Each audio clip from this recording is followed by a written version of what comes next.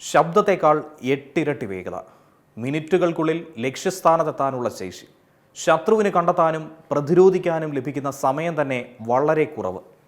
Hypersonic സാങ്കേതികവിദ്യ ഇതെല്ലാം ചേരുന്നതാണ് ഇന്ത്യയുടെ പുതിയ ബ്രഹ്മോസ് 2.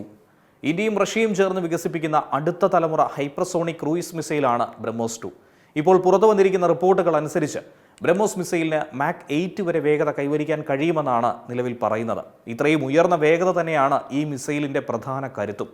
ശത്രുവിൻ്റെ പ്രതിരോധ നീക്കങ്ങൾക്കും സംവിധാനങ്ങൾക്കും പ്രതികരിക്കാനുള്ള സമയം പോലും ലഭിക്കില്ല.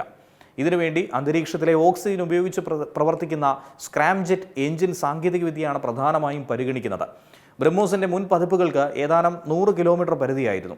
പിന്നീട് പരിധി വർദ്ധിപ്പിച്ച പതിപ്പുകളും പുറത്തിറക്കി.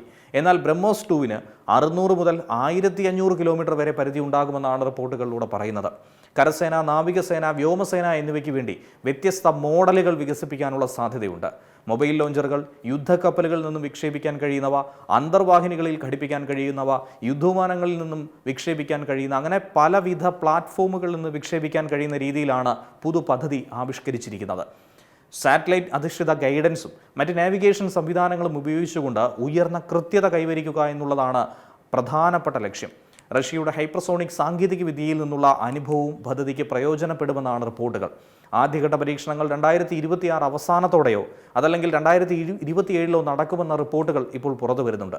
ഈ പരീക്ഷണമൊക്കെ തന്നെ വിജയകരമായി പൂർത്തിയാക്കി സേനയുടെ ഭാഗമായി ബ്രഹ്മോസ് 2 എത്തിയാൽ ഇന്ത്യയുടെ ദീർഘദൂര പ്രഹരശേഷിയിൽ ബ്രഹ്മോസ് 2 ഒരു നിർണായക ഘടകമായി മാറുമെന്ന കാര്യത്തിൽ സംശയമില്ല. ഏറ്റവും പുതിയ വാർത്തകളും വിശേഷങ്ങളും വിരൽത്തുമ്പിലറിയാൻ സീ മലയാളം ന്യൂസ് എല്ലാ ഡിജിറ്റൽ പ്ലാറ്റ്ഫോമുകളിലും ലഭ്യം.